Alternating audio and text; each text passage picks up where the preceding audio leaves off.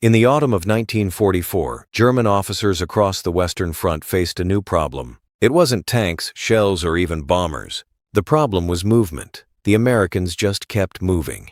German observers saw endless columns on the roads, trucks, fuel bowsers, and ammunition carriers. It wasn't just a formation, it was a system. A flow that ignored traditional logistics once it outran the railheads. That was the part that caught in the mind. Railroads, they understood. Germany had built their entire war machine around them. But this was something different, an army fueled by a motorized current. Rail lines were how you moved weight. Rail lines were how you moved shells, fuel, bridging equipment, rations. Replacement men, workshop stocks, signals gear, tires, track links, medical loads, and winter clothing. These were the bones of war, pushed too far beyond them, and an army began to starve in place. And yet the Americans kept moving. A German officer could look at a road in France and see something that made no sense inside the old assumptions. The front had moved fast, the distances had stretched, bridges had been damaged. This road war gets stranger the closer you look. Railroads were no longer the only way. The truck had changed the rules of war forever. Rail lines had been cut, bombed, or left behind. Ports were under pressure. Repair work lagged behind the speed of the advance. Any army moving that far and that fast ought to feel it. It ought to become cautious. It ought to thin out. It ought to pause. Its spearheads ought to run ahead of their fuel, then stop and wait for the heavy machinery of supply to catch up. But what many Germans saw instead was an American way of war that seemed willing to carry the weight of an army on rubber tires, over bad roads, through traffic jams, dust, rain, blackout conditions, wrecked towns, and the daily mechanical violence of distance. That looked reckless. It looked expensive. It looked wasteful. It looked like something that should break. It did not break quickly enough. That is the mystery at the heart of this story. Why could German officers, many of them competent, many of them experienced, many of them very familiar with the hard mathematics of supply, struggle to understand how U.S. trucks kept entire armies moving? Without railroads close behind them, why did something so visible remain at some deeper level so hard for them to read correctly? The easy answer is that America simply had more trucks. That is true. It is also too small. It explains the surface, not the force behind the surface. Plenty of armies had vehicles. Plenty of armies tried to motorize. Plenty of commanders wanted speed. But wanting speed and being able to build a moving logistical world were not the same thing. The Americans were not just driving trucks. They were sustaining an entire mobile ecosystem on roads. And they were doing it at a scale that collided with European assumptions about how armies moved, where strength came from, and what counted as a secure line of communications. They were sustaining an entire mobile ecosystem on roads, and they were doing it at a scale that collided with European assumptions about how armies moved, where strength came from, and what counted as a secure line of communications. The Germans were not looking at a trick, they were looking at a different logistical civilization. To see why that mattered, you have to begin with a basic fact that people often miss when they picture the Second World War in the West. Frontline combat units were only the sharp edge. Behind them came the volume. Every shell fired had to arrive. Every tank needed fuel. Every rifle company needed food, dry socks, medical support, small arms ammunition, mortar rounds, entrenching tools, radio batteries, and replacements for what had been lost or worn out. Every bridge destroyed by the enemy had to be crossed somehow. Every road cratered by bombs or heavy weather had to be repaired or bypassed. Every burst tire, broken axle, seized engine, and wrecked transmission had to be fixed or dragged off the route before it choked the flow. An army at rest consumes a great deal. An army advancing consumes more. An army advancing fast consumes in a way that can kill it. German commanders knew this. They had lived that truth for years. In Poland, France, the Soviet Union, and North Africa, they watched logistics decide what ambition could survive contact with geography. Even tactical success could die under the pressure of fuel shortages, rail bottlenecks, and horse losses, or roads turned into mud channels by weather and overuse. No serious German officer believed logistics was unimportant. They believed it was decisive. This was not a story of fools failing to understand a simple thing. This was a story of trained military minds encountering a supply method that violated their instinct for where the limits should be. Think about the basic continental logic they had grown up with. Railways were efficient for heavy loads. They concentrated movement. They could be scheduled. They could be protected, repaired, and integrated into operational planning. From the railhead, supplies could fan forward by shorter range means. Horse carts, smaller vehicle columns, narrow local runs, or local storage points.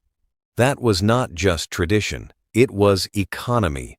Roads alone were vulnerable to breakdown, traffic, weather, and fuel waste.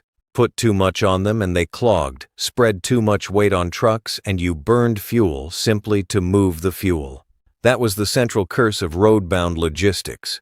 That had always been one of the central curses of road-bound logistics. The farther you went, the more transport you needed. The more transport you added, the more of your own carrying power was spent feeding itself. So, from that perspective, what the Americans were doing could appear almost irrational. Why would a modern army bet so heavily on road transport over long distances? Why would it accept the fuel drain, tire wear, spare parts burden, driver exhaustion, traffic control nightmare, and exposure to mechanical attrition that came with such a choice? Why would it trust roads to carry what railways were supposed to carry? The answer was not that railways had ceased to matter. They mattered enormously. The answer was that the Americans were not thinking in the old either-or terms. They were not trying to abolish rail. They were trying to bridge time and distance with roads whenever operational tempo demanded it. And when that moment came in France, after the breakout from Normandy,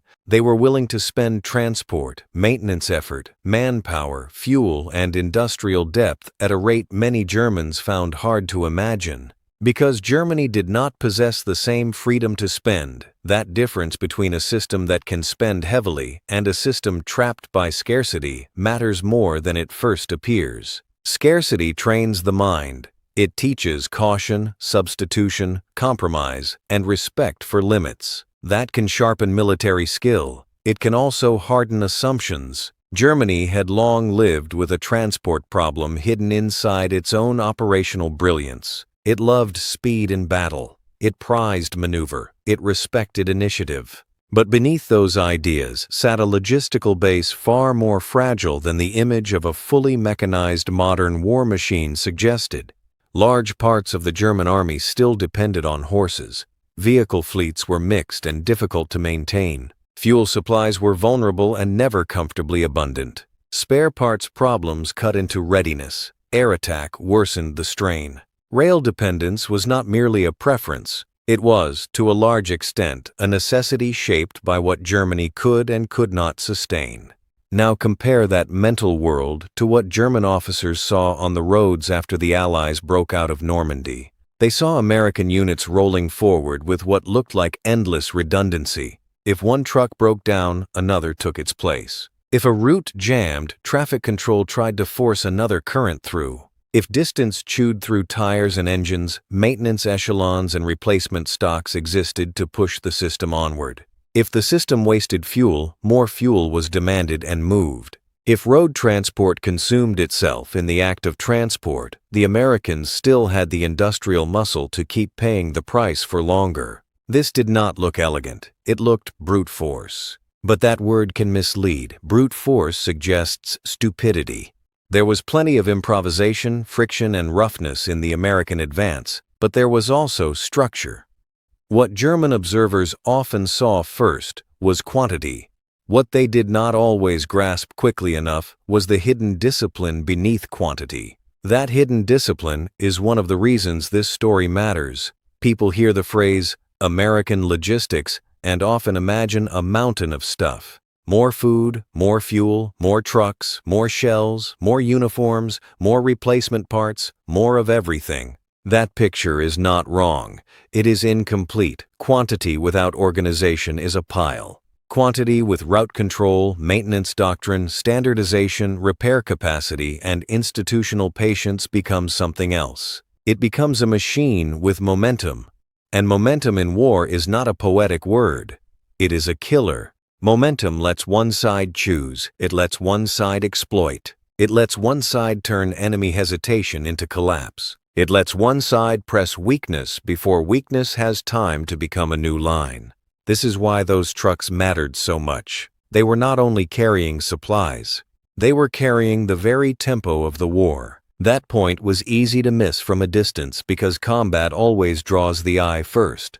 We remember the dramatic end of battles. We remember tanks pushing into towns, infantry crossing rivers, artillery tearing up roads, and aircraft racing low over fields. We remember flags, generals, and famous divisions. We remember the men at the sharp end because they are visible inside danger. But behind them, the road columns were deciding how long that danger could be sustained and how far it could be projected. Ask yourself a simple question. What is a tank without fuel? What is artillery without shells? What is an advancing army without food, replacements, tire stocks, radio batteries, bridging material, medical evacuation, workshop support, lubricants, and traffic regulation? It is not an army for long. It is an argument against itself. It is power that outran the system needed to remain power. The Americans understood that, though not always perfectly and not without painful mistakes. German officers understood it too. The difference was that the Americans possessed a way of dealing with the problem that looked deeply unnatural to men trained to see rail as the only serious backbone for heavy movement over continental distance. Imagine standing by a road and watching truck after truck grind forward. Dust rising, engines straining, drivers half exhausted, military police trying to keep order. Mechanics crawling over damaged vehicles, engineers clearing obstructions, supply officers calculating loads, tires wearing down mile after mile, fuel being burned not by tanks in battle, but by the transport network itself as it hauled forward more fuel for everything else. If you came from a system that had to count every weakness twice, the obvious reaction would be, "This cannot last." This must be a temporary surge. This must be the extravagance that buys a few days of movement and then collapses under its own appetite. But then it kept going. The reason that sight was so unsettling is that it attacked an old military instinct. Armies are supposed to become more brittle the farther they move from secure bases. Their speed should create its own punishment. The Americans did pay a price. Their system was expensive, vulnerable to congestion, and full of inefficiencies. Yet, compared with the operational gain and what Germany could answer with, the price was worth paying. That matters because German misunderstanding was rarely about whether the trucks existed. They could see them. It was about what those trucks meant. Were they a desperate patch? A temporary lash-up? A sign that the Americans had outrun their real logistical architecture and were now gambling? Or were they the visible expression of a national capacity so large and so deeply tied to mechanical industry that roads themselves could become the medium of major operational movement for long enough to change the war? Many Germans leaned too long toward the first reading. Part of that came from the habits of European military thought. Europe had dense rail networks. Railroads had shaped mobilization, strategy, and economic life for generations. They were efficient and legible. Rail planning could be charted. It had a grammar.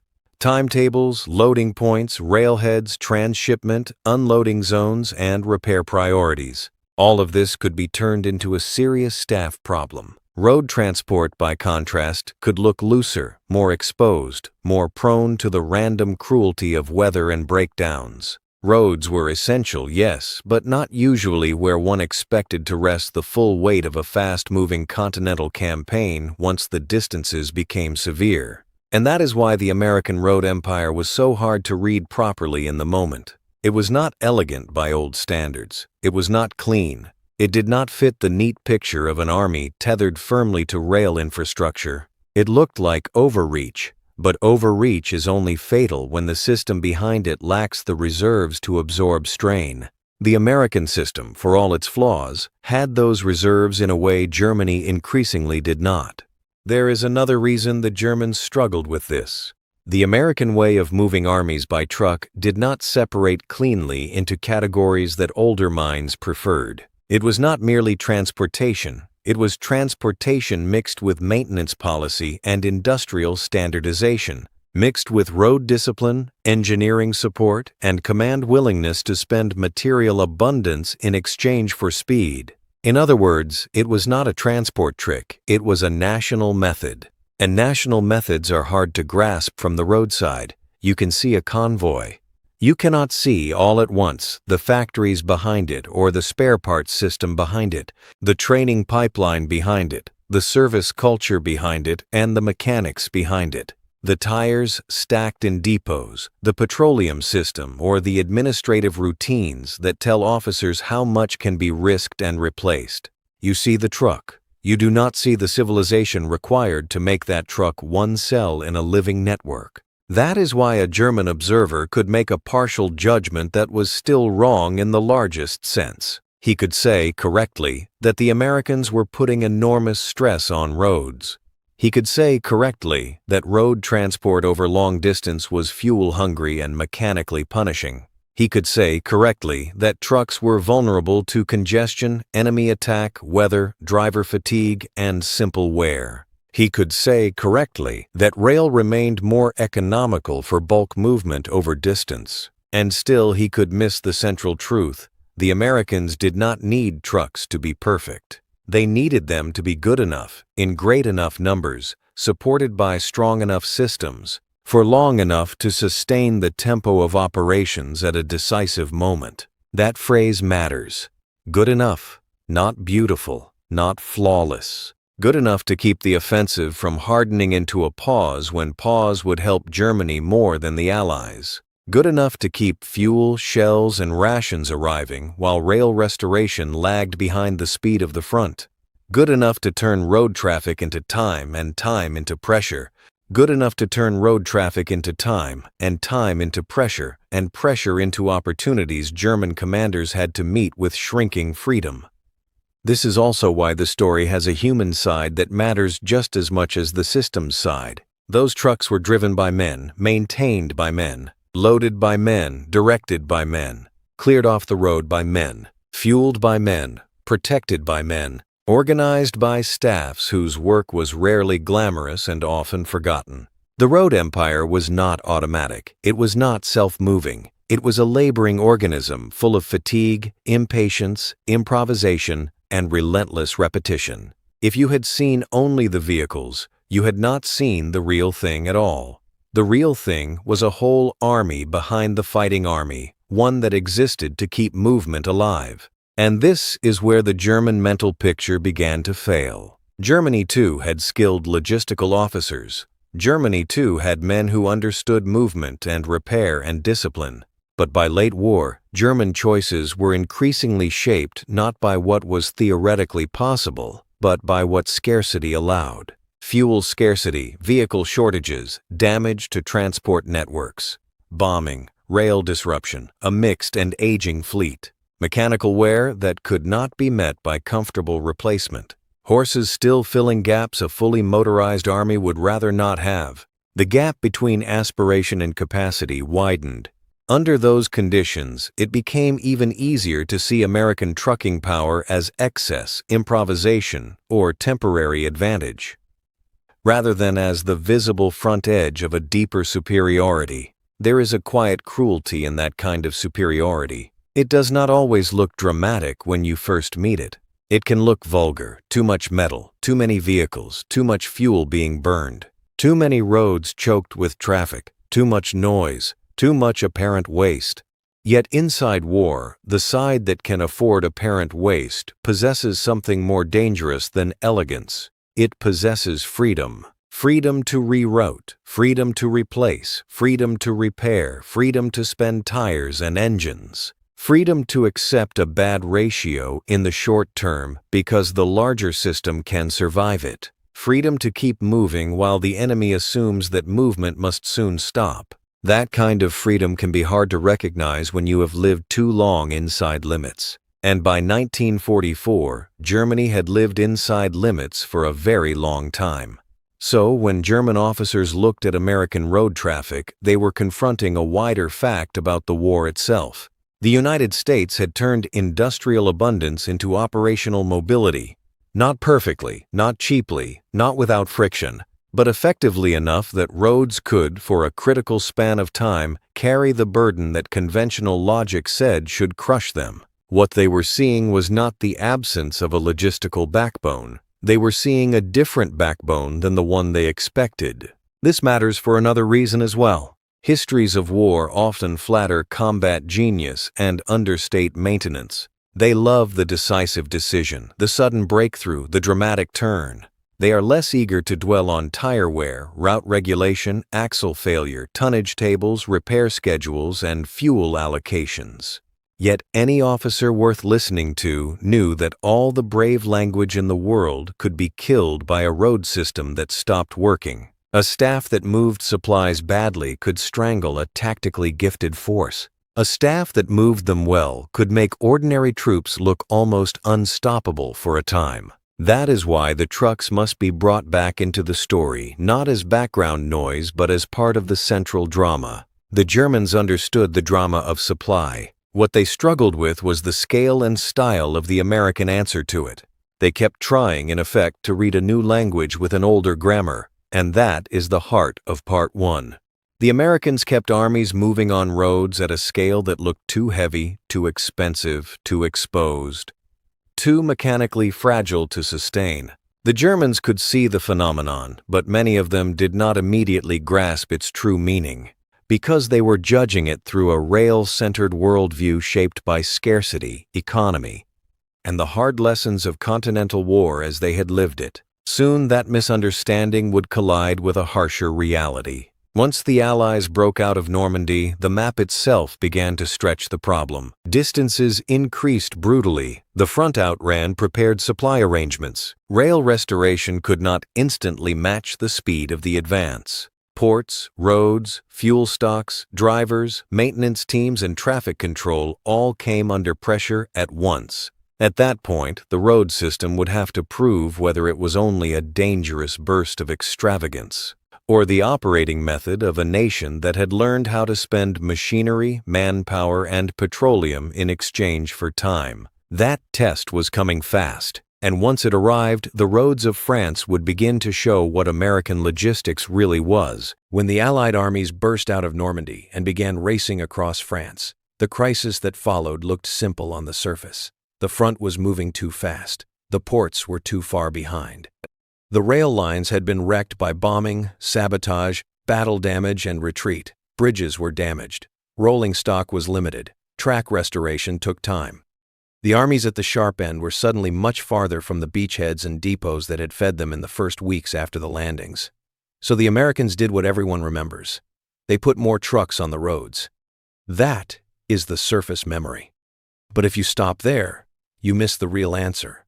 The reason the American road system could carry such weight was not that the United States improvised brilliantly in one emergency.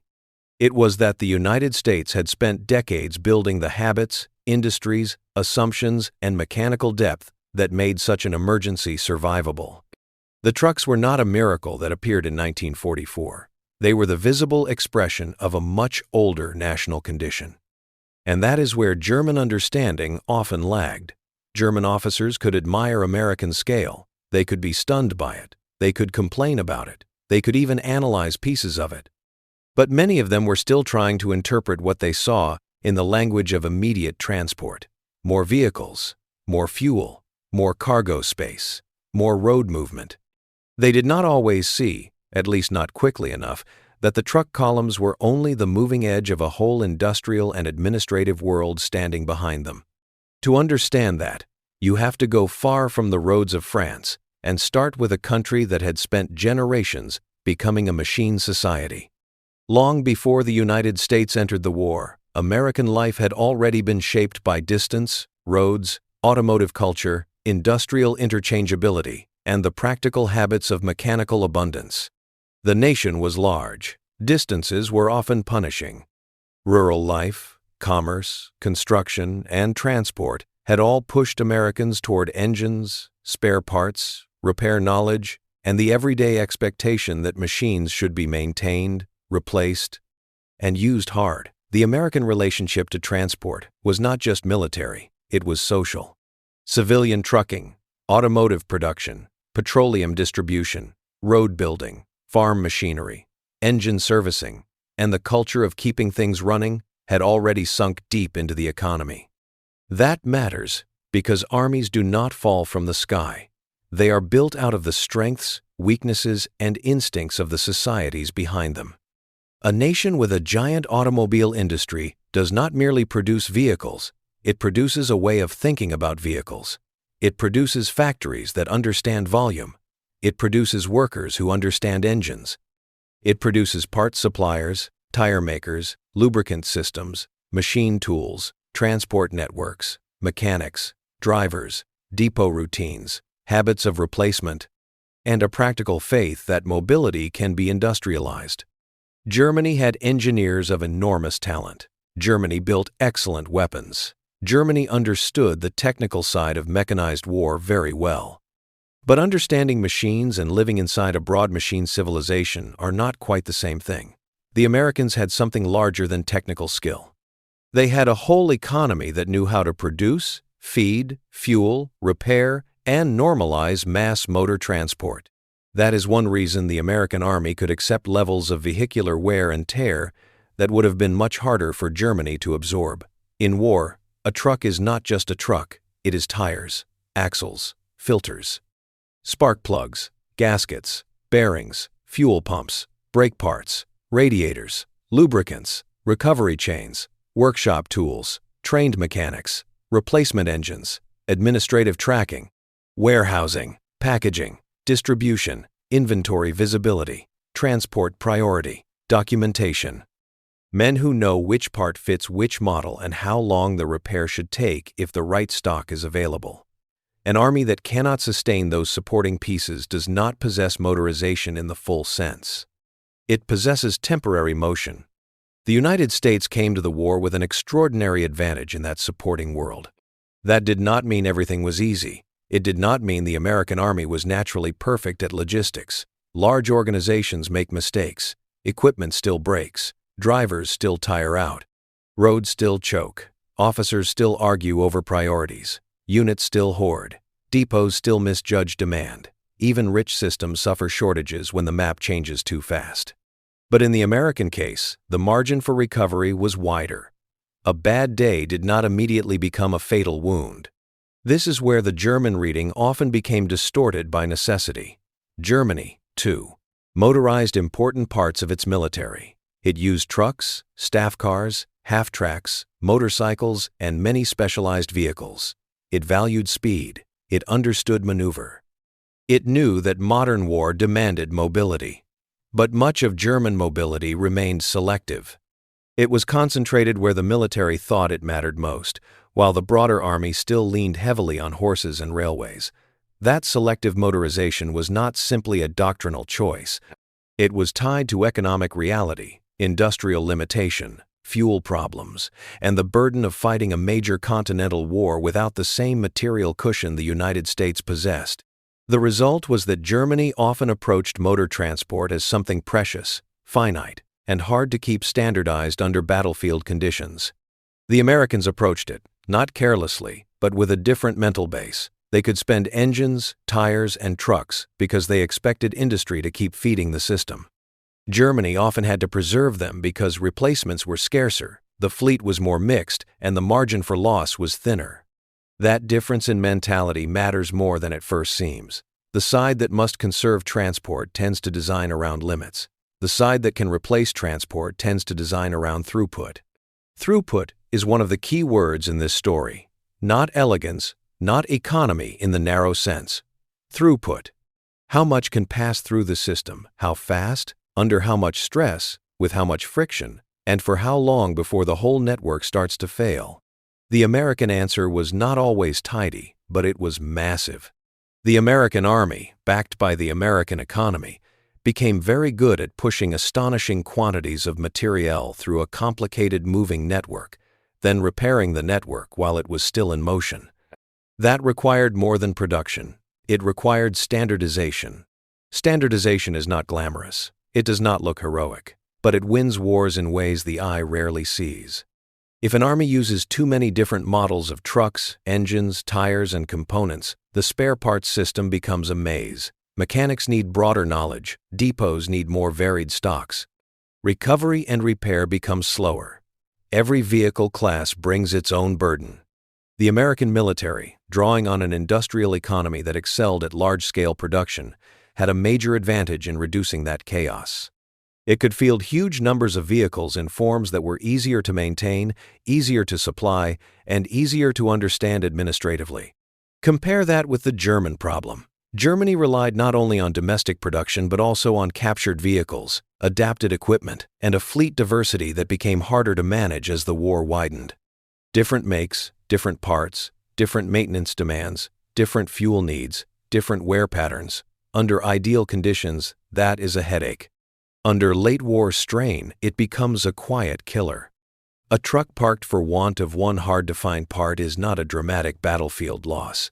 But multiply that across formations and months, and you begin to feel why one army keeps moving while another increasingly struggles.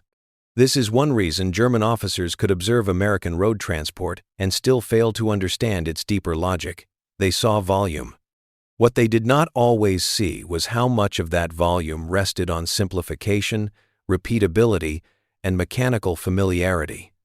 The Americans were not merely feeding trucks into a crisis.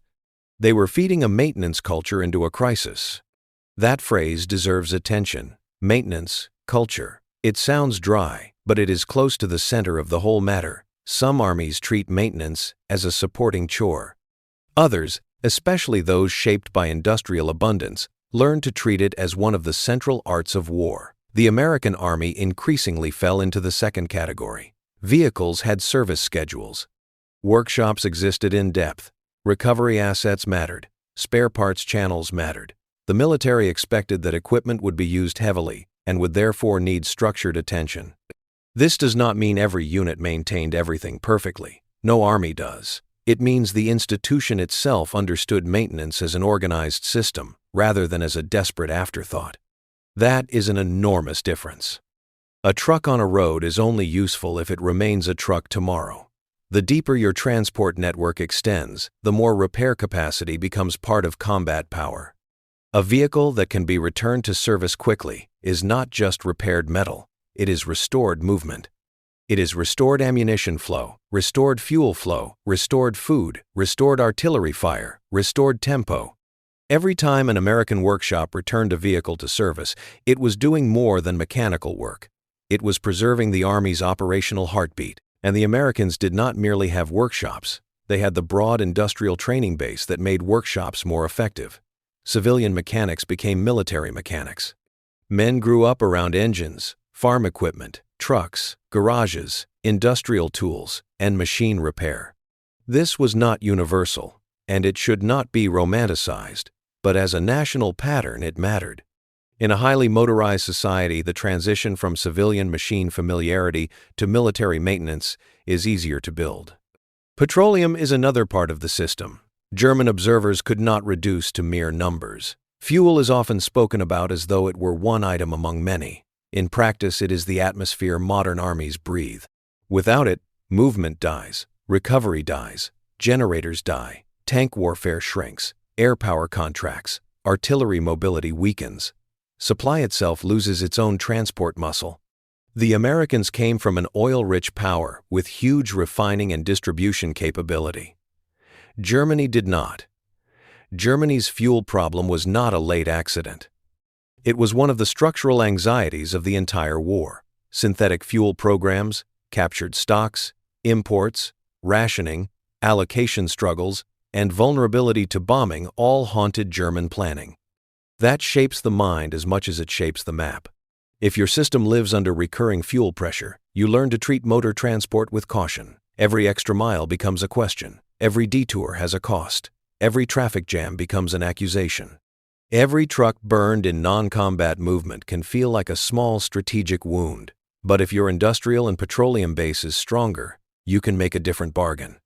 You can accept inefficient movement in the short run if that inefficiency buys a larger operational result. That is exactly the kind of bargain the Americans made in France. German officers could recognize the cost of what the Americans were doing. In some ways, they were right to see it. A long-distance truck system consumes tremendous fuel. It wears out equipment. It demands more tires, more lubricants, more drivers, more repairs, more route supervision, more replacement flow. It can become its own appetite. The farther it stretches, the more it must feed itself. None of that was an illusion. The mistake was to assume that because the cost was real, the Americans would be unable to pay it for long enough. That is why the American logistical system cannot be understood as an emergency truck surge alone. It must be understood as a layered structure. At the visible front edge were the moving convoys. Behind them sat depots, quartermaster routines, ordnance services, engineer units, transport commands, fuel distribution chains, maintenance echelons, repair shops, route marking, traffic regulation, bridge support, and command systems capable of prioritizing what moved first and what could wait. Farther behind that stood ports, shipping, manufacturing, refineries, training establishments, and a civilian economy of truly extraordinary weight. A German officer watching trucks on a French road could see the tip of that spear, but not always the shaft behind it. That is not because Germans were stupid. It is because war compresses perspective. Officers at the front or near the front experience the system through effects. Supplies arrive or do not arrive. Enemy momentum increases or slows. Roads seem crowded or suddenly empty. Intelligence reports hint at enemy capacity, but the full architecture of industrial support remains partly hidden behind distance, secrecy, and the ordinary fog of war. Even when an observer is intelligent, he often interprets enemy behavior through the categories his own experience has taught him to trust. German experience had taught German officers that a road-heavy, fuel-hungry supply system, stretched over long distances, should become brittle. The American system delayed brittleness longer than German assumptions expected. And there was another source of distortion. American abundance could itself look deceptive. When one side possesses enormous material depth, its operations can appear wasteful in ways that offend more economical military instincts. Trucks lined up bumper to bumper, fuel burned to move more fuel. Vehicle wear that would look irresponsible in a poorer army. Administrative layers that seem bloated. Multiple echelons overlapping. Repair and replacement practices that appear lavish. To a system trained by scarcity, abundance can look like sloppiness. But abundance is not sloppiness if it is organized. It is a form of power. That organized abundance shaped American doctrine in ways that mattered deeply to this story. The U.S. Army did not think of logistics as a static rear area concern. It increasingly thought of logistics as part of operational design. That does not mean every commander loved logistics or understood it equally well. It means the institution accepted that the ability to move supply forward at speed was essential to sustaining offensive action. If the front moved fast, supply had to become mobile enough to follow. If rail lagged, roads had to bridge the gap. If roads were strained, more regulation, more engineering, and more transport had to be pushed into the problem. Logistics was not something that happened after operations. It shaped what operations could continue to exist. This is where German misunderstanding becomes especially revealing. Many German officers were capable of brilliant operational thought. They could appreciate initiative, movement, and the exploitation of success. Yet in the late war West, they increasingly faced an enemy whose supply method allowed offensive power to survive beyond what their own intuition considered reasonable. German thought had long been trained to seek operational decision, bold maneuver, concentration, and timing. But all of those things eventually strike the question of sustainment. The Americans were answering that question in 1944 with an industrial confidence Germany could not match. The word confidence matters, not arrogance. Confidence, a system willing to push hard because it trusted its depth, America trusted that more tires would come, more parts would come, more trucks would come, more fuel would come, more mechanics could be trained, more drivers could be assigned, more route control could be imposed, more depots could be fed, more bridges could be repaired, more road wear could be tolerated because the offensive gain from moving now outweighed the future repair bill.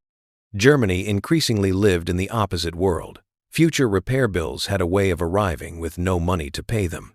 Vehicles lost today might not be replaced in useful numbers tomorrow. Fuel spent in one effort could weaken another. Rail disruption had cascading effects. Bombing wore down the rear. The margin for confident spending narrowed. That is why American logistical behavior could seem not just impressive, but alien. Now think about how that alien quality would appear to a German eye in the field. You see trucks, endless trucks, but you do not see each layer of decision behind them. You do not see the institutional willingness to accept short-term inefficiency for long-term operational gain. You do not see how standardized procurement reduces friction. You do not see how maintenance, discipline, and spare parts flow preserve transport strength. You do not see how engineer work multiplies road capacity. You do not see how military police and traffic control doctrine turn chaos into throughput. You see movement. You judge movement by your own rules. And if your rules were shaped by shortage and rail dependence, you will likely conclude that the enemy's method is unsound or temporary. That judgment could be partly right in the narrow sense and still disastrously wrong in the larger one. Because yes, the American method had limits. Roads jammed, bridges failed, convoys got lost, fuel demand was immense, vehicles broke down constantly, tire consumption was staggering. Commanders argued about priorities. Units at the front experienced real shortages. There were moments when the system faltered and could not instantly satisfy everyone. The U.S. Army was not magically free from the laws of distance. Geography still took its tax. But the tax was survivable. That is the real distinction. This is why it is dangerous to describe the American advantage as having more stuff and leave it there. More stuff becomes decisive only when the system can identify, move, maintain, and replace that stuff under wartime pressure. The United States could do that to an extraordinary degree. Its military services, whatever their internal frictions, sat atop a civilian production and transport base unmatched by Germany. That civilian base is part of the story whether battlefield observers noticed it or not. American factories, refineries, road builders, mechanics, warehouse workers, shipping planners, and suppliers were all present in ghost form inside every convoy that rolled east across France. The Americans also benefited from a cultural willingness to solve problems through scale and systems rather than through elegance alone. That is an important difference between two kinds of military intelligence. One intelligence seeks the efficient answer under tight constraint. Another seeks the answer that will work reliably under great strain because the national system can support it. Germany was often forced into the first mode. America could often operate in the second. Both require skill. But the second becomes terrifying when backed by immense industrial power. And then there is the administrative side, which historians too often hurry past. Administrative discipline does not fire a gun. It does not appear in heroic paintings. Yet it decides whether thousands of vehicles receive the correct loads, whether the right fuel reaches the right formation, whether maintenance records matter, whether route priorities are clear, whether supply dumps are arranged rationally, whether traffic blocks are reported, whether engineering support is aligned with movement needs, whether commanders understand what can actually be delivered, and whether the Army as a whole can think of itself not as separate units screaming for supply, but as one enormous organism with arteries that must be regulated. The United States got a great deal of this right. Not perfectly, but well enough to transform the road network into an instrument of operational reach. That phrase matters as well, operational reach. It is not enough for an army to win a battle. It must be able to continue acting after it wins. It must be able to turn local success into regional advantage, then into theater-wide pressure. Operational reach is what allows a victory to become something larger than a bright moment. Trucks, fuel, repair assets, engineering support, and depot organization extend that reach. They do not guarantee brilliance. They do something more basic and often more important. They keep possibilities alive. German officers were watching an enemy that kept possibilities alive longer than their own assumptions thought plausible. This is why the old debate over whether logistics or combat really wins wars is slightly foolish. Combat is how armies impose immediate harm. Logistics is how they remain capable of imposing it tomorrow. One without the other is not enough. The Americans in 1944 did not replace battle with supply. They fused battle to a supply system vast enough to preserve battle's momentum. That fusion is what German observers were really encountering, even if the thing most visible to them was only the truck column on the road. Now consider the role of engineers. A road network carrying massive military traffic does not sustain itself. Bridges must be checked, reinforced, replaced, or bypassed. Craters must be filled. Route surfaces must be managed. Water crossings demand solutions. Signs matter. Traffic separation matters. One-way systems matter. Timing matters. If road transport is the bloodstream, engineers are part of the circulatory medicine that keeps the flow from dying in place. The Americans, with large engineer resources and a doctrine that took mobility seriously, were able to support truck transport in ways that multiplied its usefulness. Again, the German eye might see trucks and miss the engineer labor quietly making those trucks viable. The same applies to military police and route regulation. Nothing destroys the fantasy of effortless mobility faster than a real wartime traffic jam.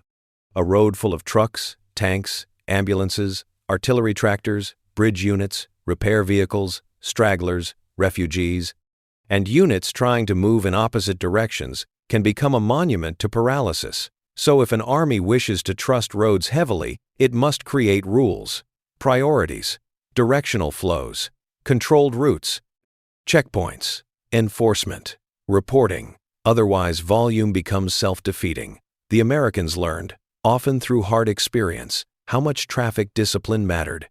They institutionalized it. They turned traffic control into a form of operational power. This, too, is part of the answer to why Germans struggled to understand what they were seeing. The truck columns were not operating inside a vacuum. They were moving inside a managed system. Not a perfect system, but a managed one. And behind all of this stood time. Time is the invisible currency of logistics. The Americans were often willing to spend material in order to buy time. That is one of the deepest clues to their method.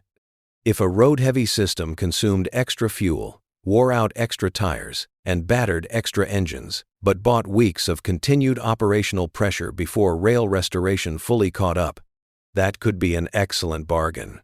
Germany, living under scarcity, often had to think in the opposite direction. It had to save material, because there might not be enough tomorrow. America could burn material to shape tomorrow. That is the sort of strategic freedom that does not always look clever in a photograph. It can look noisy, wasteful, overbuilt, crude. But when it is backed by powerful administration and a vast economy, it changes the geometry of war. There is also a human belief beneath this. The American system tended to assume that problems could be solved by adding organized effort at scale. More trucks, yes, but also more scheduling, more parts, more maintenance, more controls, more route management, more engineers, more fuel points, more repair echelons, more depots, more labor. Not every problem submits to scale, but in logistics, many do. Germany often lacked the freedom to make that wager at the same level. Now bring this back to the German observers standing at the roadside or reading intelligence reports. They were looking at an enemy whose transport system seemed to violate the natural penalties of distance. The German instinct was to expect a correction, a snapback, a point where the road burden became too heavy, and the American advance would slow to something more normal. And eventually, yes, the Allies faced real supply limits. No system escapes the law of geography forever. But what Germans misread was how long the American system could postpone decisive collapse, how much strain it could absorb, and how much of that resilience came from layers they could not easily see. That hidden resilience was built out of industry, oil, standardization, administrative confidence, maintenance culture, engineering support, traffic discipline, replacement capacity, and a national economy already accustomed to machines and distance. Once you see that, the truck columns stop looking like an odd wartime improvisation and start looking like the logical military expression of American society at full industrial mobilization. That is the point German officers often grasped only partially. They were not facing a mere transport trick. They were facing the road-going arm of a machine civilization. And this is why the story becomes so much sharper after Normandy. Once the front began moving faster than rail restoration, the Americans had to reveal what kind of logistical nation they really were. Were they a force briefly intoxicated by speed, about to outrun reality? Or were they a power capable of building a moving road empire strong enough to sustain entire armies, while the old rail backbone was still being dragged forward behind them? The answer would emerge in the convoys, the route systems, the drivers, the maintenance yards, the engineer work, the fuel dumps, and the unforgiving arithmetic of tonnage. The test was no longer theoretical. It was now being written across the roads of France, day and night, by a transport system asked to do what many Germans believed roads could not do for long. Soon that belief would meet the Red Ball Express and the wider American effort to turn traffic, machinery, and exhaustion into momentum. And that is where the argument stops being abstract. Because once the convoys began to roll at full stretch, Germany was no longer just watching trucks. It was watching a different idea of war move toward the frontier. In late summer of 1944, weeks before the full implications were clear to German observers in the autumn, the argument had become brutally simple. The Allied armies were advancing faster than their supply system had originally been built to support. Success had created its own emergency. The breakout from Normandy had shattered the static shape of the campaign. Instead of feeding forces fighting near the lodgement area, the Allies now had to feed armies racing east across France, each mile of progress stretching the line between the ports and the fighting edge. What had looked like a triumph on the operations map began to look, from the supply side, like a test of whether victory could outrun its own stomach. This was the moment when the American system had to prove what it really was. If the German reading had been correct, this was where the road-based method should have begun to crack. Distances were growing. Rail restoration lagged behind. Port capacity was under pressure. Frontline units needed fuel, ammunition, food, spare parts, engineer stores, bridging material, and medical support in quantities that did not politely slow down just because the map had become inconvenient. Tanks did not care that the depots were farther back. Artillery did not care that bridges had been wrecked. An army moving at offensive speed consumes with a kind of indifference that can frighten even its own logisticians. And yet the Americans did not simply stop. They improvised, reorganized, and then drove harder. This is where the Red Ball Express enters the story, and it is hard to overstate its importance. It has become one of the famous names in Allied logistics, but people often remember the phrase more than the reality behind it. The reality was not romance. It was fatigue, dust, fuel, strain, route regulation, broken vehicles, endless loading and unloading, night driving, missed sleep, and a level of repetitive effort that could feel almost industrial in its impersonality. But inside that impersonality was something decisive. The Americans were creating a moving supply artery designed to keep pace with a front that had outrun the comfortable reach of the existing system. The idea was as simple as it was punishing. Designate priority routes, regulate them tightly, keep traffic moving in one direction where possible, push loaded vehicles forward and empty vehicles back. Restrict civilian and non-essential movement. Give vital supplies, especially fuel and ammunition, the road space they needed. Accept heavy wear. Accept inefficiency in fuel usage. Accept mechanical punishment. Accept the human burden. The goal was not elegance. The goal was to keep the armies alive, while the larger logistical structure struggled to catch up. And this is the point where German misunderstanding should be measured against reality, not against theory. In theory, such a road system was expensive and vulnerable. In practice, the Americans made it work well enough, long enough, and at sufficient scale to shape the campaign. That phrase matters again. Well enough. Because one of the easiest mistakes in studying wartime logistics is to imagine that successful systems must be neat systems. They do not. A successful wartime system is often messy, strained, wasteful in places, and full of local breakdowns. What matters is not whether it looks beautiful. What matters is whether it continues to deliver enough of the right things to enough of the right places to preserve operational possibility. The Red Ball Express and the wider American road effort did exactly that. Think about what had to move. Fuel above all. Fuel for tanks, half-tracks, trucks, jeeps, generators, recovery vehicles, engineer equipment, and everything else that turned modern mobility into a real thing. Then ammunition, in staggering quantities, artillery rounds, tank shells, small arms ammunition, mortar bombs, anti-aircraft ammunition, then food and water, then spare parts, then medical materials, then bridging stores, then all the nameless supply categories that never receive statues but without which an army decays by the hour. Every one of those categories had volume, every one had urgency, and every one competed for transport space. Now add the ordinary cruelty of the roads themselves: summer dust, damaged surfaces, narrow passages through towns, blackout driving at night, improvised parking in staging areas, traffic knots, strain on tires, heat in engines, driver fatigue so deep that men could become dangerous from exhaustion alone.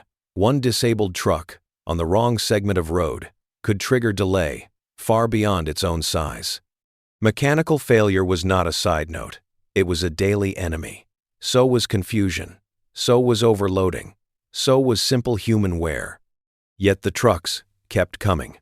This was not because the drivers were superhuman. It was because the system behind them refused to let friction become final. Vehicles broke down and were recovered.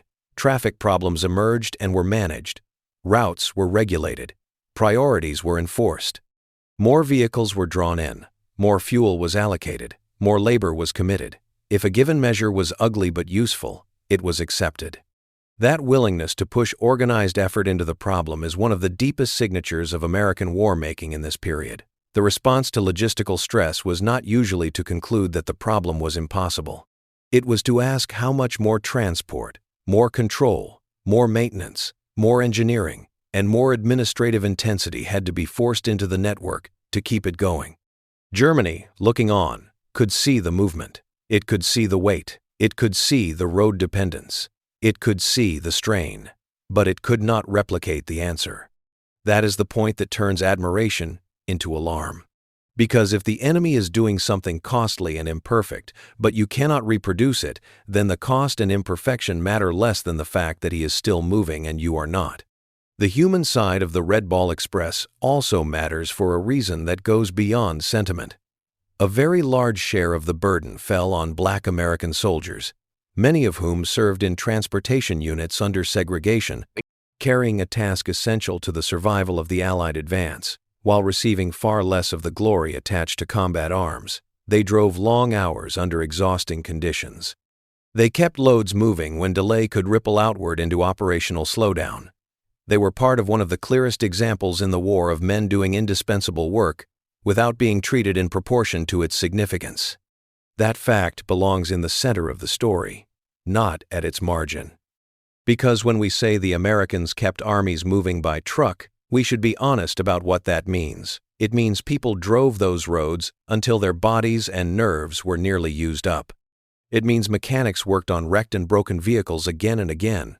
It means officers and non-commissioned officers fought an unending battle against congestion, confusion, and physical attrition. It means somebody loaded those vehicles, somebody directed them, somebody repaired the routes, somebody marked the roads, somebody controlled intersections, somebody calculated which formation got scarce transport first, and somebody accepted the angry complaints from every unit that believed its need was greater than the next man's. This was a road empire, yes, but it was built out of labor. And labor becomes more impressive when measured against the scale of the need. The farther the front moved from the Normandy beaches, the more each ton had to travel. That produced a vicious arithmetic. The longer the haul, the more vehicles were tied up in transit. The more vehicles tied up in transit, the more vehicles were needed overall. The more vehicles used, the more fuel, tires, and maintenance the transport system itself consumed. The system had to feed the fighting army, but it also had to feed itself. This is exactly the kind of logic German officers understood in principle, which is why many of them believed the American method must eventually hit a wall. In some ways, they were right. There were limits. The American road network did not abolish the laws of distance. It strained under them. The Red Ball Express was not a permanent solution to the whole war. It was an emergency bridge between where the rail and port structure stood and where the operational situation demanded supply to be. The Americans were not ignorant of this. They were buying time. Time for rail restoration. Time for port development. Time for the larger logistics architecture to move forward. But buying time in war can be one of the most decisive acts of all. Time lets a victory breathe. Time lets an enemy's retreat remain under pressure. Time prevents his defensive line from solidifying. Time keeps panic from becoming order. Time keeps your own frontline commanders from facing the paralyzing question of whether success must halt because supply has failed to keep up. That is what the road system bought. Not perfection, not infinity, time. And in late 1944, time was strategically precious. Imagine the operational consequences if the Allies had broken out of Normandy only to slow sharply while Germany reconstituted firmer defenses. Imagine what a long pause might have meant for German commanders trying to stabilize, move reserves, strengthen river lines, and turn geography back into an ally. The trucks on those roads were not merely supporting comfort. They were preserving the tempo that made German recovery more difficult. That is why this story cannot be reduced to tonnage charts alone, though the charts matter. Tonnage is the skeleton of the case, but operational effect is its living body. The Red Ball Express worked because it turned roads into controlled channels of military time. By prioritizing critical cargo, by forcing directional flow, by subordinating other traffic to the needs of the front, and by accepting brutal wear on men and machines, the Americans transformed what should have been a crippling distance problem into a survivable, if punishing, logistic bridge. It was not efficient by peacetime logic. It was effective by wartime logic. That distinction is everything. German intelligence and field observations could see pieces of this. They could see the road swarms. They could detect the motor density. They could report the extraordinary movement of fuel and ammunition. But the larger implication was harder to absorb emotionally as well as analytically. Because once you accept that the Americans can keep doing this not forever, but long enough, then you are no longer looking at an army merely advancing. You are looking at an enemy whose industrial nerve system can extend across battered roads and still preserve major operations. That is terrifying for a commander built around the expectation that enemy momentum will eventually choke on distance. It also changes the meaning of what a road column is. A truck convoy is no longer just cargo in motion. It becomes proof that the enemy can convert industry into battlefield persistence. Every loaded vehicle is carrying more than fuel or shells. It is carrying the answer to a strategic question. Can this offensive continue? Can this army remain dangerous tomorrow? Can this breakthrough become a campaign instead of a brilliant episode? As long as the trucks keep arriving, the answer remains yes. Now consider the mechanical side again, because this is where the heroism of the system often hides. These vehicles were under enormous stress. Engines overheated, tires failed, brakes wore down. Suspensions suffered, roads were rough, loads were heavy. Maintenance demands were relentless. A lesser transport culture would have seen the network thin out quickly as breakdowns accumulated. But the American support structure kept dragging damaged vehicles back into service, kept scavenging, replacing, repairing, rotating, and restoring enough transport to maintain the flow. The road empire did not live because nothing failed. It lived because failure was continuously managed. That sentence is close to the center of the whole war in the West. Modern armies survive not because they are free from failure, but because they are better at recovering from it than the enemy. And there is something else. The American willingness to devote so much transport effort to fuel especially reveals how deeply they understood the character of modern operations. Fuel was not one supply item among many. It was the enabling substance of the campaign. Without fuel, the tanks that had driven the breakout became inert metal. The trucks hauling ammunition to artillery units stopped. The ambulances slowed. The engineers lost mobility. The recovery vehicles that rescued broken transport became broken transport themselves. Fuel had to move because everything else depended on movement. In a sense, the Red Ball system was partly a giant act of keeping motion itself alive. German commanders understood fuel dependency all too well. By 1944, they were trapped by it. That is one reason the American road surge could be so hard to comprehend emotionally. It represented the ability not merely to use fuel in battle, but to burn extraordinary amounts of fuel in order to keep the Army's whole moving life intact. For a fuel-starved opponent, that kind of expenditure could appear almost irrational. In fact, it was the expression of a different strategic reality. America could spend what Germany increasingly had to hoard. The same logic applied to tires and spare parts. In a scarcity-driven army, transport losses accumulate like disease. In a replacement-rich army, transport losses are still painful, but they can be folded back into the wider system. The distinction between pain and paralysis is often the distinction between victory and failure. American logistics in France was painful. It was not paralyzed. And the roads themselves became battlefield territory of a new kind. Not front lines in the classic sense, but contested corridors where speed, regulation, and endurance mattered. Military police controlling movement, engineers clearing obstacles, mechanics returning trucks to service, drivers pushing through exhaustion. These were not secondary activities detached from combat. They were part of how combat power remained real. That is why the Red Ball Express deserves to be remembered not as a colorful anecdote, but as one of the clearest demonstrations of how modern warfare depends on invisible forms of courage. The courage to drive through the night. The courage to stay alert when fatigue blurs the road.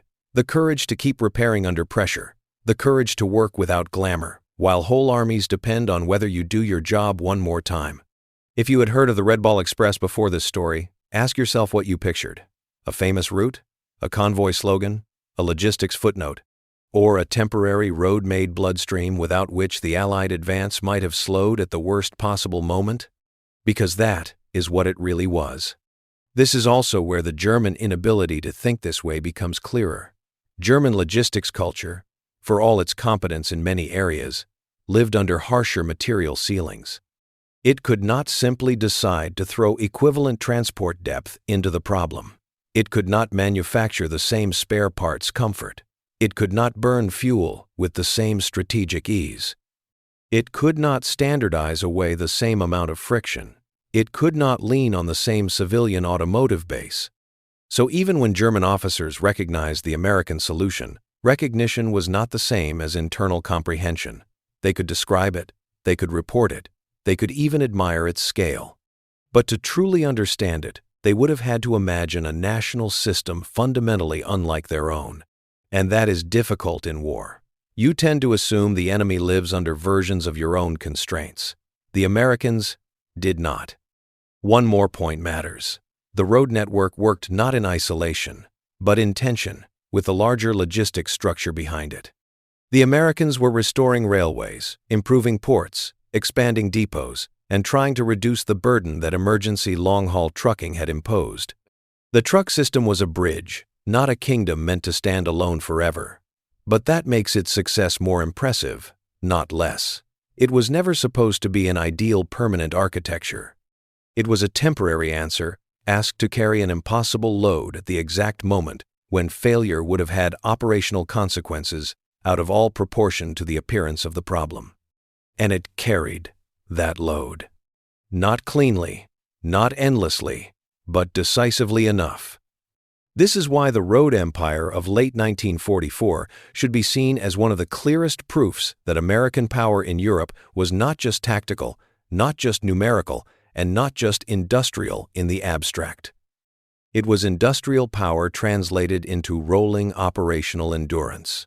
It was the capacity to keep frontline success fed while geography tried to punish it.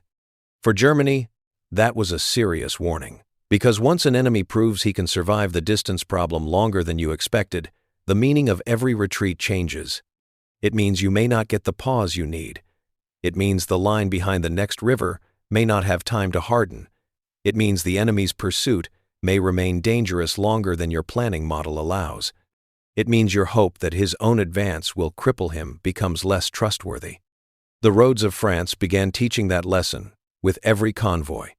So when people ask why Germans could not understand how U.S. trucks kept armies moving without railroads, the Red Ball Express gives part of the answer in raw form.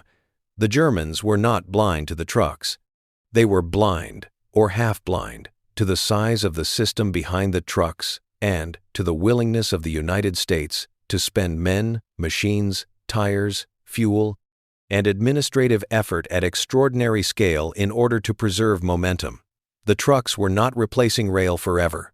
They were doing something just as important in that moment. They were carrying the Allied armies across the dangerous gap between breakthrough and consolidation. And once that happened, the question grew larger than transport. Because now, the issue was no longer whether the Americans could make an emergency road system work. The issue was what kind of nation could build such a system at all, absorb its costs, and keep fighting while doing it. That answer lay deeper than any convoy route. It lay in the differences between two military worlds, one built around scarcity and rail-bound limits, the other around industrial depth, replacement power, and the ability to turn roads into temporary arteries of war. By the time the American road system had revealed what it could do, the question had changed. The issue was no longer simply whether trucks could carry enough supply for long enough to keep the front alive. They had already done that. The deeper question was why so many German officers, even capable and experienced ones, found the full meaning of that achievement so hard to grasp in time. Why did they keep reading it as something temporary, extravagant, or structurally unsound when, in practice, it kept preserving Allied momentum at the moments that mattered most? The answer is not that Germans were stupid. It is not even that they underestimated America in the simple, lazy sense people often mean when they talk about wartime misjudgment. The answer is more interesting and more serious than that. Germany struggled to think this way because the American road-based supply method grew out of a strategic and industrial environment fundamentally different from the one that had shaped German military thought. German officers were trying to interpret a system of abundance, replacement power, and managed waste through habits formed under scarcity, rail dependence, fuel anxiety, and the constant pressure to conserve. That is why the misunderstanding went so deep. It was not just an intelligence problem. It was a world-view problem. Every army carries hidden assumptions about how war works. Some of those assumptions are written into doctrine. Others are absorbed so deeply that officers stop noticing them. They become common sense. They become the background rules of what feels possible, what feels reckless, what feels elegant, what feels wasteful, and what seems likely to fail under pressure. German officers in the Second World War inherited a world in which railways remained the indispensable heavy skeleton of continental war. They understood that roads mattered, of course. They understood local trucking, operational vehicle movement, and the role of road transport in getting supply from railheads to forward units. But they did not inhabit a strategic world in which roads could, at decisive moments, carry so much of the Army's living burden for such long stretches and still remain good enough to preserve major offensive action. That kind of world required material permission Germany did not possess. The word permission matters here. America's logistical method was not just an idea. It was an idea licensed by enormous industrial depth. It was made possible by the fact that the United States could afford things Germany could not afford. It could afford to lose tires at a high rate and replace them. It could afford to wear out engines and rebuild or replace them. It could afford to burn fuel on the transport system itself in order to buy operational time. It could afford to fill roads with maintenance assets, engineers, military police, and administrative support. It could afford to accept friction because the wider system was strong enough to absorb friction without collapsing. Germany lived under another kind of permission structure. It could desire mobility. It could admire it. It could design operations around it. But desire does not repeal scarcity. German armies might move brilliantly for a time, But beneath that brilliance sat an economy and transport system less capable of replacing loss, less capable of standardizing away friction, and more vulnerable to disruption in fuel, parts, and heavy movement. German officers did not merely prefer economy because of aesthetic taste, they preferred it because their war machine increasingly demanded it. That is why the American system could look wrong to them, while still being strategically right. If you live inside scarcity, you learn to distrust apparent waste. You learn to ask whether today's speed is borrowing tomorrow's ruin. You learn that every truck consumed by wear, every extra mile driven, every detour, every overloaded route, every misallocated fuel load, every avoidable breakdown may come back later as an operational weakness you cannot repair. Scarcity makes you think in chains. One failure triggers another. One lost reserve means one thinner margin elsewhere. One improvised solution is judged not only by whether it works now, but by whether you can sustain its cost later. That habit of thought can produce sharp military judgment.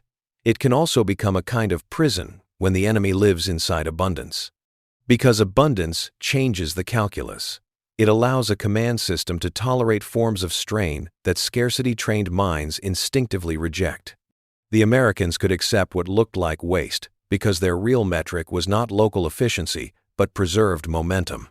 If the road system burned more fuel than a rail-based system would have, that was painful but acceptable. If it wore out vehicles faster, that was painful but acceptable.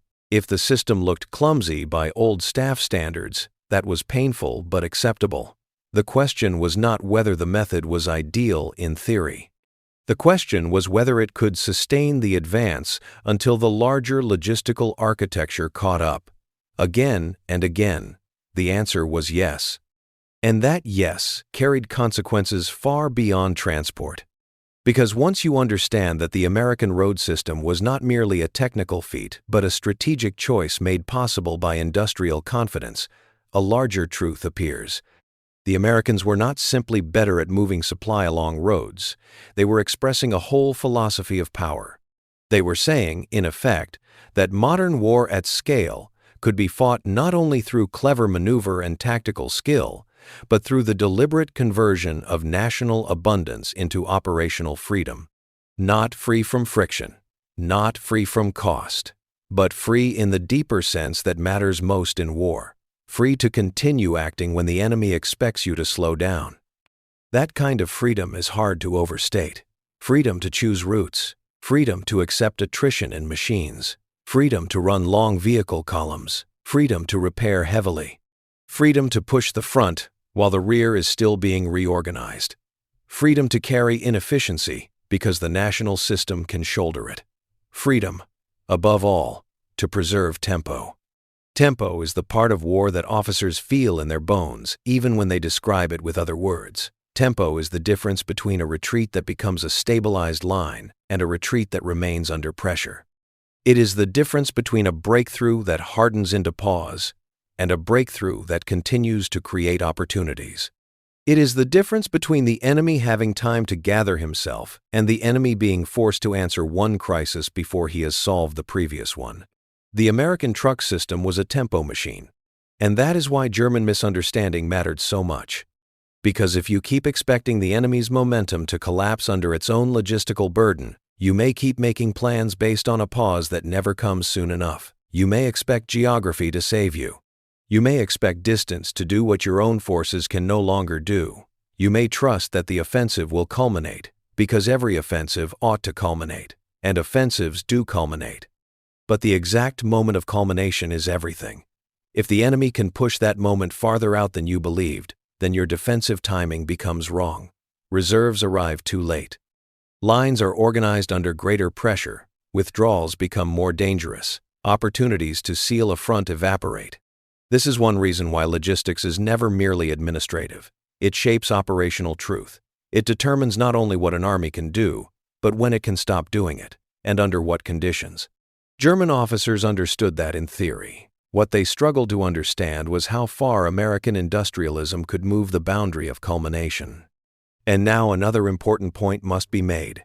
The American method was not flawless. Saying that Germany could not think like this does not mean America had discovered some magical escape from the hard rules of war. The U.S. supply effort in Europe suffered shortages, traffic chaos, misallocation, route pressure, port bottlenecks, and moments when commanders at the front felt starved compared to what they believed they needed. There were arguments over priority. There were real supply crises. There were hard limits imposed by distance and transport capacity. There were moments when Allied speed outran Allied sustainment, and those limits mattered a great deal. This is essential to say clearly because otherwise the story becomes childish. The American system was not unlimited. It was not perfect. It was not a fairy tale of endless movement. What made it decisive was not perfection. It was relative superiority. Relative superiority means the system worked better under strain than the enemy's system at the moments that mattered, often by margins large enough to change operations. It means that even when the Americans felt shortages, their overall structure still preserved more freedom than Germany possessed. It means that even when the roads were overburdened, the Americans still retained the capacity to keep feeding the campaign while Germany's own transport, fuel, and rail conditions tightened around it like a noose. It means that friction hurt both sides, but hurt them unequally. That inequality is the real story. Because if you ask what the truck columns ultimately revealed, the answer is this. They revealed that Germany was not just fighting American divisions, it was fighting an industrial system more elastic than its own. An elastic system bends under stress, absorbs punishment, reroutes, repairs, and resumes function. A brittle system may perform brilliantly, right up until the point where strain exceeds its narrow tolerance. Then it cracks. By late war, Germany was increasingly brittle. Its fuel position was brittle. Its rail system was under growing pressure. Its ability to replace vehicles and maintain a coherent transport fleet was brittle. Bombing intensified that brittleness. The diversity of its vehicles intensified it. The cumulative wear of years of war intensified it. The dependence on horses for large parts of army movement revealed a gap between the image of a wholly mechanized war machine and the harder truth beneath it. Germany could still fight hard, still maneuver, still inflict pain, still organize defense with skill. But the larger logistical elasticity required to answer American methods was no longer there. This matters because the myth of German military modernity often hides its own supply contradictions.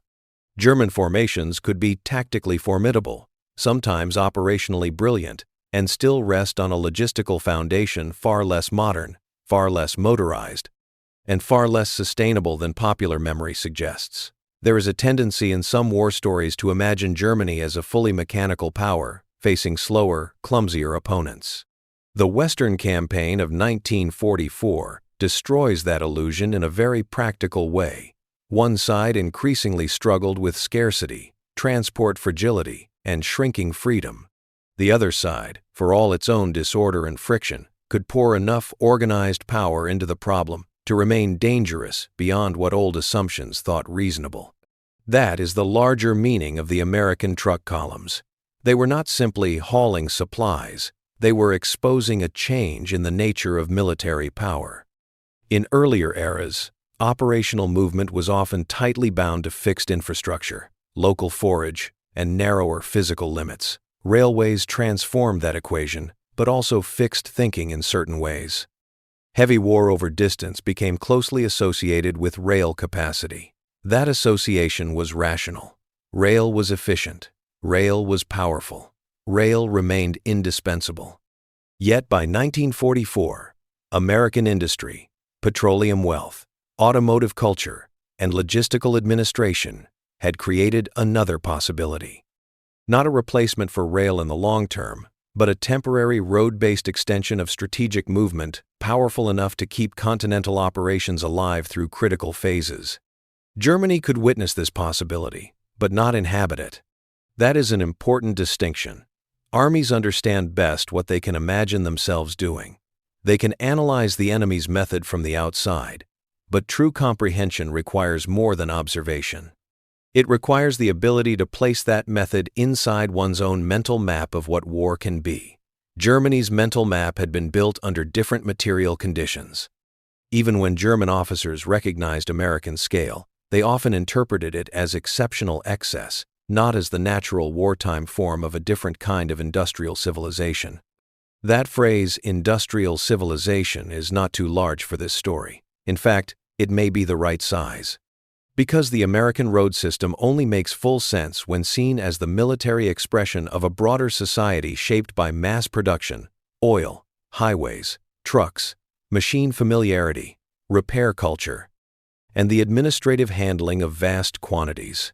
A convoy in France was not just a convoy in France. It was Detroit, Texas, oil, American machine tools, American warehouses, American engine plants, American mechanics, American roads, American management habits, American packaging systems, American parts catalogs, American training establishments, American refinery output, and American institutional confidence, all condensed into moving steel and rubber. A German officer at the roadside saw the steel and rubber. He did not see all the rest. That invisibility matters. Modern war is often won by forces too large to see directly from the front. Now, think about what this means for how wars are remembered. We tend to narrate victory through dramatic events, landings, battles, breakthroughs, encirclements, famous commanders, famous units. There is nothing wrong with that, as long as we remember that such events are made possible by deeper systems. The dramatic moment is often the visible tip of a much heavier structure. The trucks in France remind us that victory in modern war is frequently decided by the side that can turn national organization into battlefield persistence. Firepower matters, courage matters, leadership matters. But none of them can remain effective without a system that feeds them. This is why logistics should not be treated as the rear area cousin of real war. Logistics is real war. It is war with its glamour stripped off. It is war measured in tires, route signs, tonnage, fuel pumps, axle loads, spare parts, workshop output, engineer hours, and administrative decisions that never appear in paintings. Yet, those dry elements determine whether the painted moment can happen at all. The Germans knew that in one sense. They had lived through the consequences of logistical strain for years, but they did not possess the same answer to it. And sometimes in war, the enemy's answer matters more than your understanding of the problem. There is another layer to this.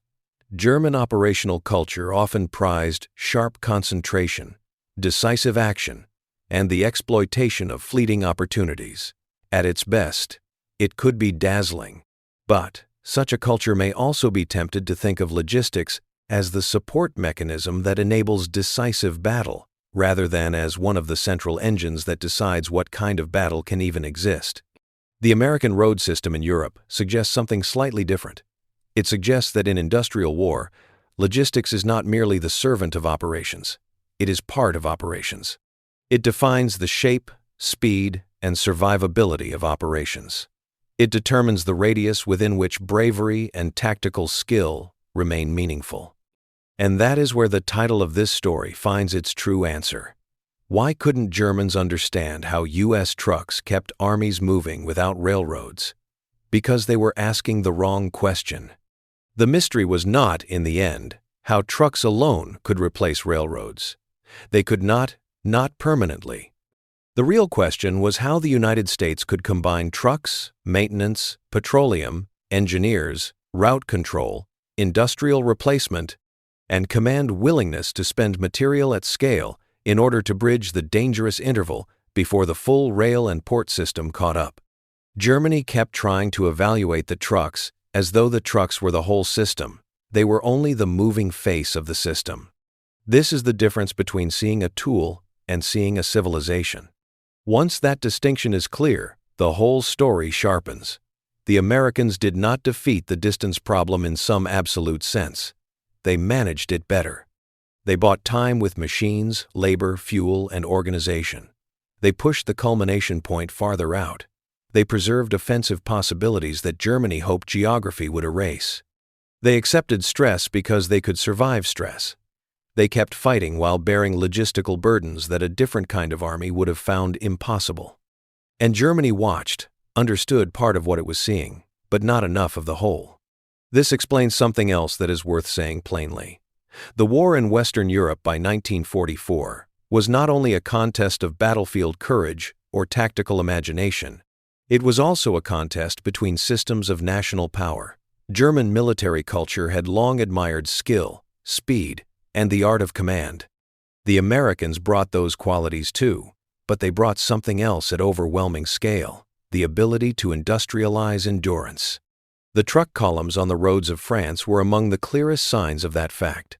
They showed that the United States could convert factories, oil, repair capacity, organization, and traffic discipline into military reach. That kind of reach does not feel heroic in the old-fashioned sense, but it kills strategically because it denies the enemy the pause he needs. That denial matters in retreat as much as in attack. A retreating army does not merely need space, it needs time to turn space into order. If the pursuer's logistics fail, the retreating force may recover. If the pursuer's logistics keep functioning, the retreat may remain exposed. Every day gained matters. Every ton delivered matters. Every bridge repaired matters. Every convoy that reaches the front matters. The American road system, however strained, kept turning those small material facts into large operational facts. Germany could still resist, still counterattack, still organize defense in places, but the larger trend was against it, because the enemy's logistical pulse remained stronger than expected. At this point, it is worth asking a hard question. Could Germany have learned a different lesson earlier? Could it have built a more elastic transport system, more standardized vehicle fleets, more petroleum comfort, more road mobility depth? Perhaps in another historical path, with different economic choices, different access to resources, different strategic assumptions, and no bombing war of the same kind? Some things might have looked different, but by the time the Western Front crisis of 1944 arrived, those possibilities were mostly behind it. Germany was not confronting the American road empire from a position of material freedom. It was confronting it while already increasingly trapped by fuel, attrition, infrastructure damage, and shrinking industrial latitude. That is why the truck columns are such a revealing symbol. They do not merely tell us what the Americans had, they tell us what Germany no longer had. This is also why the story carries a moral tone, even if we keep politics out of it. It reminds us that war punishes illusion.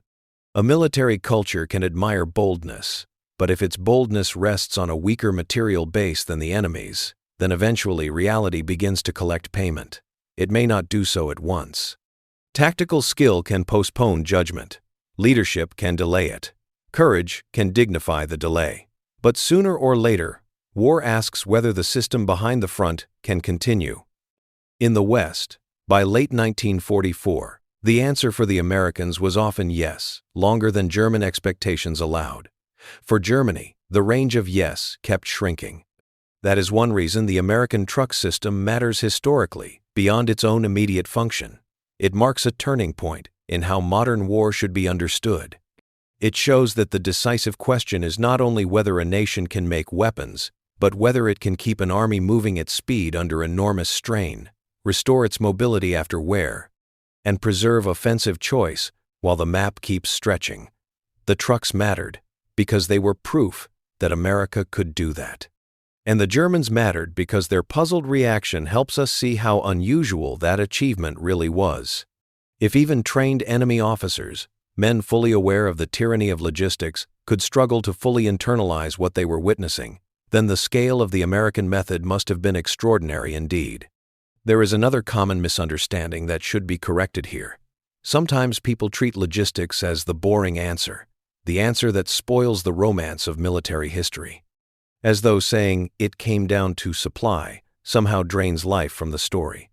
In truth, the opposite is closer to reality. Logistics makes the story more dramatic because it restores causality. It explains why brilliant plans fail, why exhausted armies stop, why breakthroughs turn into routes or into pauses, why some commanders seem to have endless options while others keep shrinking into reaction. Supply is not a footnote to drama. It is the machinery that decides how much drama is possible.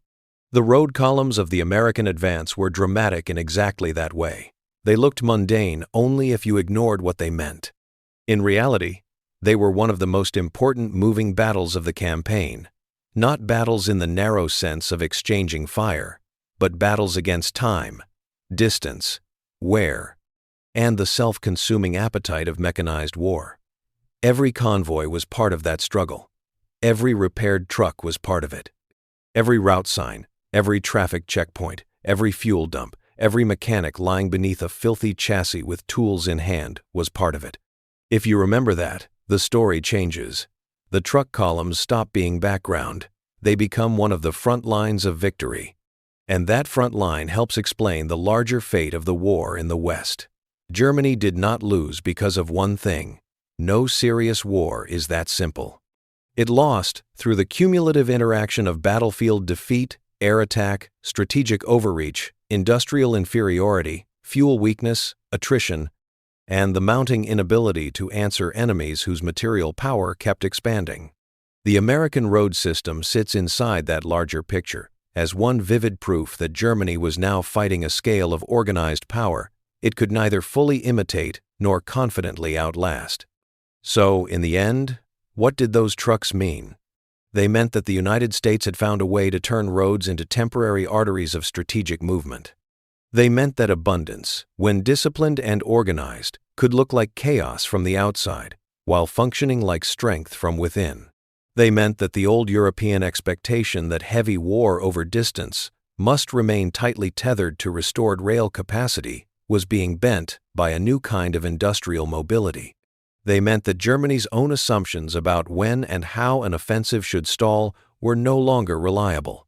They meant that maintenance, fuel, tires, and route control were not secondary details but instruments of battlefield power. They meant that the American army could remain dangerous, farther from its comfortable base than many German observers believed possible. And they meant that behind every combat unit pressing forward stood another army of drivers, mechanics, engineers, traffic police, depot workers, planners, and supply troops who made that forward movement real. That is the answer the German officers on those roads were trying to find. They were looking at the trucks and asking how such a thing could be sustained without railroads close behind. The true answer was bigger than transport. It was national, industrial, administrative, and cultural. It was not just that America had more trucks. It was that America had built the world required to keep those trucks alive, fed, repaired, directed, and worth using at a scale Germany could observe, fear, and still only partially understand. In that sense, the mystery on the roads was not really a mystery at all. It was a revelation. It revealed that by 1944, the United States had transformed logistics into operational power on a scale that made the old limits of movement feel less final, not abolished, not erased, but pushed back by men, machines, oil, organization, and a willingness to spend all of them heavily in exchange for time. And time, in war, is often the most lethal cargo of all. If you want more World War II stories told this way, where the hidden systems matter just as much as the famous battles, subscribe. Because some of the biggest truths of the war were not always found at the front. Sometimes they were found on the roads behind it, where the engines kept turning, and the outcome was being carried forward mile after mile.